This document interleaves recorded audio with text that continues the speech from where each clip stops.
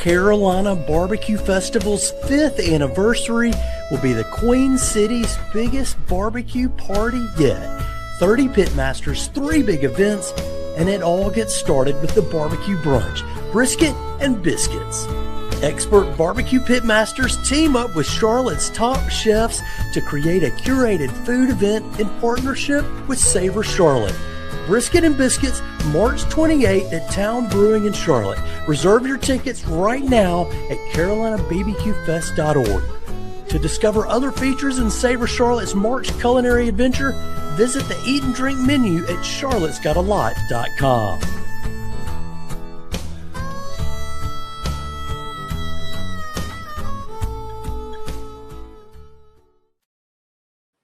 Today, we turn our attention to South Carolina and the barbecue traditions of the Palmetto State. Our guest today has captured the signs, symbols, and stories from the South Carolina barbecue pits and compiled them all in a new book. Nathan Spainhour is the author of the South Carolina BBQ Project. He is a Greenville-based designer, artist, barbecue lover, and the founder of Spainhour Creative Work, a studio focused on brand and creative strategy. He also helped develop the Greenville Barbecue Map, which highlights 17 local joints that you don't want to miss anytime you're in the upstate. Nathan, welcome to the Low and Slow Barbecue Show. Thanks so much. I'm really happy to be here. Yeah, so why don't you just take a quick moment or two and introduce yourself to our audience? Maybe what would you like for them to know about you? My name's Nathan Spainhour. I grew up in upstate South Carolina. I have been in the design industry and creative industry for about 20 years. And this book is a labor of love. It's also started out as a graduate thesis for a graphic design MFA. So if you can believe it, it's funny that it turned into a barbecue thesis, but that's what happens. But yeah, I love it. Sure. So, okay, we're going to talk about the South Carolina Barbecue Project, but before we go anywhere, I want to go ahead and sort of set the barbecue battle lines, if you will. And so imagine a plate of food in your head. So it exemplifies barbecue. What in your mind is barbecue? Barbecue to me is pork. I'll say that. Okay. It's preferably whole hog, like Eastern North Carolina, like PD region of South Carolina with vinegar pepper sauce. Yeah. Sides, standard fare, potato salad, baked beans. Mm-hmm. I'll be honest, if fried okra is ever on the menu, I can't not order it. Oh yeah. But yeah, that's me. I think where I'm from though, you got a lot of pork shoulder and mustard sauce too. So I don't ever say no to mustard sauce. I love it. Gotcha. So that kind of gives you a little bit of barbecue heritage. It sounds like it's in line with kind of the upstate of South Carolina and true South Carolina barbecue. So tell us about the project. Before we kind of get into the backstory, let's talk about the end product. What is it and what will people find when they pick it up? So it's a book on essentially the signs and symbols of barbecue. It's not a cookbook. It's not, this is the best place in South Carolina to eat. It's more about the history and the culture and the visual culture of barbecue in South Carolina specifically. Mm-hmm. So yeah, it's for anything from signage, signage that you find on restaurants throughout the state and how they're different in different regions, to kind of the subcultures around the sauces, right? Different sauces. I mean, South Carolina is the only state that officially has 4 sauces. I mean, everybody has multiple sauces, but I think, it's kind of a visual feast, just to put it lightly. It's definitely not all words. It's funny when I'm talking about the book, sometimes it's really hard because it's like, I want to have stuff to show, while I'm talking about it, because it sometimes doesn't make any sense if you don't have the pictures. So, sure. But yeah. That's great. Well, now, so does it focus on any particular restaurants at all? It sounds like it's a lot of tradition, but maybe some of the restaurants. Talk about folks that you promote or encounter. I obviously visited a ton of different places in the research for this, and I tried to, without overwhelming the reader, I focused on 4 different specific restaurants in the state, one in each region. Okay. So like the PD, the Low Country, the Midlands, and the Upstate, and basically told a case study around that. And I dissect the signage, the food, the atmosphere, the people, and everything from kind of a first person point of view. But but yeah, the restaurant specifically that I feature in the Upstate's Henry's Barbecue, which has been around since the early 90s. And let's see, I did a Rodney Scott's out of Charleston, the new, like his whole hog place. I actually talk about Lewis Barbecue as well, which I know y'all are getting one in Raleigh, or it's already there. And then in the PD, I do Scott's Barbecue, which is where Rodney kind of came from, where he's originally from, in Hemingway. And then in the Midlands, I do Maurice's Piggy Park, which has a wild history. So, but yeah, it's those are the ones that I feature, and a lot of that came from, my background is in branding and design, and granted, I grew up here, so I know a little bit about barbecue, but I think that it was one of those weird things. I didn't feel like how do I have the authority to say these are the places that I should feature? And at the beginning of this project, I relied heavily on the South Carolina Barbecue Association. They had a list of barbecue places that was called like 100-mile barbecue, places that it's worth driving over 100 miles to get to. They don't really update it much anymore, but it does still exist online on the Destination Barbecue website. Like there's the blog. I kind of went off of that. I kind of started there. I felt like, well, these guys know they know what they're talking about. So I figure if I picked anything off of that, I'd be safe. So that's how it all got started. Yeah. So during the course of the project, well, let's talk about the course of the project and how you got started. You mentioned it was a master's thesis. How did that kind of seed get planted and then develop from there? Wow. Yeah. It's kind of a wild story. It's one of those things you just kind of, I look back on it and it's funny how you just kind of fall into things, But no, it started as an independent research project, real nerdy, on the study of place and memory and how they're connected to each other, like physiologically in your brain. Like like when you go to your childhood home and then all of a sudden, like memories just kind of come up out of nowhere that you may not have remembered before. All that's kind of connected. And so I started kind of researching that. And one of my mentors and advisors was like, this is really interesting and cool, but why don't you try to make it more personal? And so that kind of sent me down this road of like studying the South and where I'm from, and all the different idiosyncrasies that come with that, and what is special about it. And I was studying cuisine, right? Because if you think about culturally, not only with the South, but anywhere in the world, like cuisine is a big, cultural kind of lodestone, so to speak. And I landed on barbecue because there was one question that kept coming up for me, and coming from a design background, I was like, why is it that when you think about like a ramshackle shack on the side of the road that's a barbecue stand, and you pair that with like a bright and shiny brand new barbecue restaurant on Main Street in downtown, that everyone generally knows that ramshackle shack's going to have better food. Yeah. Than that's the one where the good stuff is. You got it. And so someone who's like made their career in making those bright and shiny restaurants like stand out, it makes me wonder. I was like, well, what is it about this that attracts people to it? So it was like that question paired with the study of like nostalgia and memory and place for myself, put those together. And it was like the obvious answer was to go and study barbecue restaurants. So that's how it started. That's an interesting path. Well, you mentioned that the folks that you sort of isolated for each of the regions, Henry's and Rodney Scott's and Piggy Park. What is your nostalgic barbecue favorite? What is that one that you connect in your mind with those emotions and those feelings and those things that you think about? What's the brand that flips the switch for you when you go by? Man, it's amazing because for me, like when I grew up with barbecue, it was there were a couple different things that come to mind. One is honestly going to friends' houses, doing a pig picking or something where they smoke the pig all day, Yeah. and then you go at Home night with a bunch of people home stuff's the and you best. gather. Yeah. Yeah.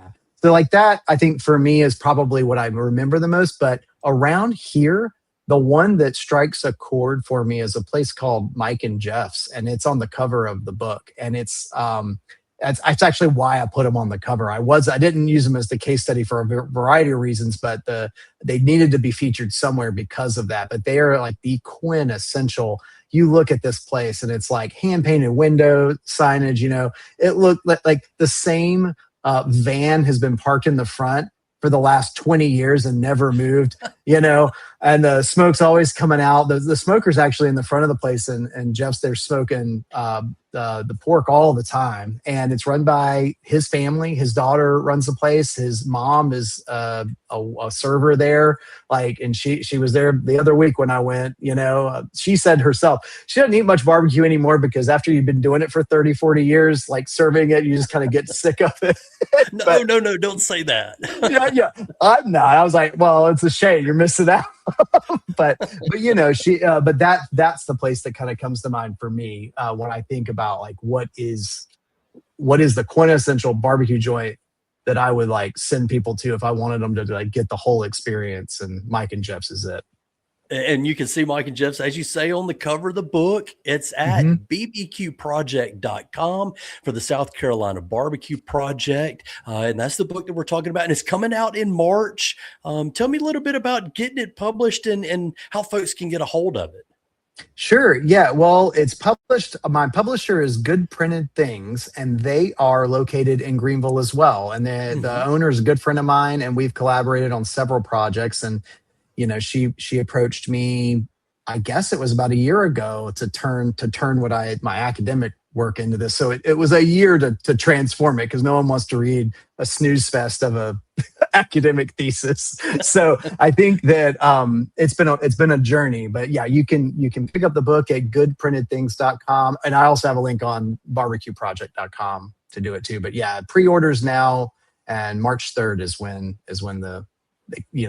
they'll be in hand. So I got you. Okay. So during the course of both the MFA and the book publishing and this whole research project, is there anything that you've come across that you've learned about South Carolina barbecue that might surprise people, either you or other people outside the Carolinas?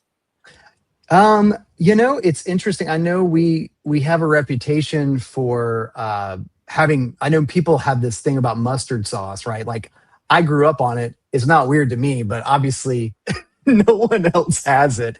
I will say mustard sauce is the best thing you can pair with pork. You think about it. You think about like old German food, right? Pork and mustard sauces. Mustard is great. But I will say there's this, back in the 80s, there was a map that was made about the kind of divisions of the areas of the state that had the different sauces. And I will say, like now it's everywhere. Those sauces are all over the place. So if you ever come to South Carolina, I always say try the mustard sauce. It will changes the game if you like mustard. Other things that I discovered, frankly, with the new places that are opening up, you have places like Lewis Barbecue coming from Texas. Brisket's everywhere now. That surprised me how it's just kind of like everybody's got brisket. I still am a big fan of pork, but if you get the right kind of brisket, it's like game changing. No doubt. That surprised me. Also like places like, so Rodney Scott's is a good, Whole Hog Barbecue is a good example. And also places like Home Team Barbecue, which started out in Charleston. You're having these places that are becoming chains, right? Technically.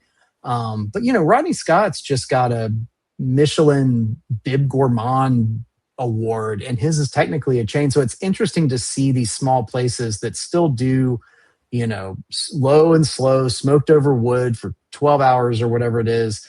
They've been able to make that work and make it scale and still make a quality product. And that being said, it's like what used to may have been a stigma as far as like, I don't want to go to this chain because it's not authentic. I think that's going away. And that surprised me. I don't think it's a bad thing. I think that's good for barbecue as an institution, but it's going to be interesting to see, I think, what happens in, say, the next 5 to 10 years is how many of these smaller kind of mom and pop shops are still going to be around, or, is it going to be more of these kind of mid-size chains that make good barbecue, but they're not so localized anymore. Yeah. So I think that was something that was surprising to me. So A very interesting perspective there. And we'll probably get into some of those local places around Greenville when we talk about the Greenville Barbecue Map here in just a moment. Before we get there, sure. a quick reminder, the best pit masters in South Carolina and North Carolina are going to be coming to Charlotte April 17th and 18th. Tickets are on sale now for the Carolina Barbecue Festival. It's at carolinabbqfest.org. Use promo code LOW and SLOW and get your discount. That's LOW and SLOW, all one word, all caps. This year's event features the kickoff Friday night with Charlotte's best barbecue pit masters, then Barbecue Saturday, the main event in Victoria Yards in Charlotte. There'll be samples from dozens of pit masters. There'll be beverages, live music. It's going to be a very large time, April 17th and 18th. Before that, it's brisket and biscuits. The Carolina Barbecue Festival's barbecue brunch at Town Brewing Company in Charlotte. It's March 28th. Chefs and pitmasters team up to serve 6 distinct dishes as part of this year's Charlotte Savor events. You get more details on Savor at charlottesgotalot.com. For more on the Carolina Barbecue Festival and Barbecue Brunch, visit carolinabbqfest.org. In the brunch lineup, you'll see Dylan Cook from the Anderson area. And as we continue our conversation with Nathan Spainhour about the South Carolina Barbecue Project and the Greenville Barbecue Map, Nathan, does Anderson get grouped into the Greenville area at Fort Grove? Are they part of the Greenville Barbecue Map? Man, I love Fort Grove. I did not, I'll be honest with you, full disclosure, I didn't even realize they were around until we had just published the second edition of that map. And I saw him recently in an event in Anderson, and I was like, you will be on it again. You will be on it in the next version, They technically do. I don't think I didn't look out that far for the first version but I include Midway Barbecue, which is out in Union, and they're just as far as Fort Grove is from Greenville. So I don't think that's very fair. That we should pull in Fort Grove. So I'm a big fan. Yeah. Well, so tell us all about the barbecue map, how that came into fruition. So that was an interesting project. Same publisher, right? Good Printed Things. So my friend Lib Ramos, she approached me. She had heard I'd worked on barbecue for my thesis, right? So this is a while back. And she makes these kind of localized maps around Greenville. She makes one for coffee and there's one for cocktails, various different topics. And she usually gets a designer or an illustrator and a writer, pairs them together and makes these wonderful kind of really bespoke maps of the area. But I was a little different because I did both. So she just had me do the design and the writing for it. And it was a journey, but it was a lot of fun. So basically, I just you're limited to real estate, at least in what's printed, and that was a big challenge because I had to find essentially around 7. I think there's about 17 places that are marked on that map, and I wanted to make sure they were good. Number one, good barbecue joints that did it. My restrictions I put on myself is obviously if at all possible, it was always wood smoked, no gas. And then ideally no chains, specifically not necessarily no local chains, but no out-of-state chains. So we have a Moe's barbecue in town, which is good, but they're Alabama based. And so I didn't want to pull them in when there were other local places. And then the other thing was, radius and distance from Greenville proper. And I think once I started getting out of the city center, it's the places that I included were only kind of the exceptional places. I didn't want to pull in all the little pigs around here. Granted, they're not really wood smoked anymore, but but I think that's when I started getting into places like Midway Barbecue. There's a place called Circle M Barbecue, which is out towards Clemson. And they do whole hog, and it's one of the only places in the upstate you can get whole hog. So I was kind of I needed to include them. I felt like it was a must for people that had never been. And in Anderson, I would totally put Fort Grove on there next time. But I think this time I had Smokin' Pig, which is a popular place around the area. It's kind of like one of those places it's a credibility check, right? If someone picked up the Mac and Smoking Pig wasn't on there, they would just put it down, you know? So Yeah. those types of things. But yeah, there were it was a lot of fun to put together, but it was interesting. It was tough because there's some people I had to take off because of, there's only so much room, and I wanted to make sure I had a good variety. Like there's one on there that I feel very strongly about, but I know some people are probably questioning it. It's a local place called Local Q, which is a pool hall. But That's their okay. barbecue It qualifies. it's fine. I just love the name, right? It's like a good play on words. But they do barbecue, but the barbecue was fine. But what was out of this world were their wings. They do smoked wings, and they were phenomenal. And I felt really good recently because I saw Southern Living or someone like Southern. I don't want to like quote. So they had just written them up as having like they were on the list of like best wing places, and I was like, good. I feel good about my decision there. but yeah, no, there's all sorts of places. Like let's see, a lot of places in town. I did put Lewis on there, even though they're John Lewis is from Texas, but technically, Lewis is based out of Charleston, so Yeah, it's it a follows South Carolina the rules. chain. Yeah. I felt awkward at that at first, but all my other good places still made it. But it was a lot of fun. It was a journey, to say the least. Sure. And you say 17 places and you think, wow, that seems like a lot inside just Greenville. But I guess if you expand it out, maybe it's not really that so many after all. It isn't, and that's the thing. It's in Greenville City proper. Yeah, that would be tough. And honestly, there would be a lot if there were, if you restricted it that much, you'd have places that wouldn't quite pass muster. Not necessarily even with the quality of food, but just if anyone would even consider them a barbecue joint. You know what I mean? So yeah. I think that was why we decided for the barbecue map specifically. We kind of just pulled it out, and people will drive. They'll drive a long way to get good barbecue. So sure. I think most of the furthest one maybe 40 minutes out. So it's not too bad. That's not bad at all. And you can get that at goodprintedthings.com. Just look under the shop area and you can find the Greenville Barbecue Map. And Good Printed Things has a lot of other maps, like you said there, Nathan, as well as, again, the South Carolina Barbecue Projects at bbqproject.com. You can get all the details there. You mentioned Mike and Jeff's around Greenville, I think, are the place that you have nostalgia with. Any other places like from that list? I don't think you rank them. You probably just locate them. But do you have a favorite or two in the city?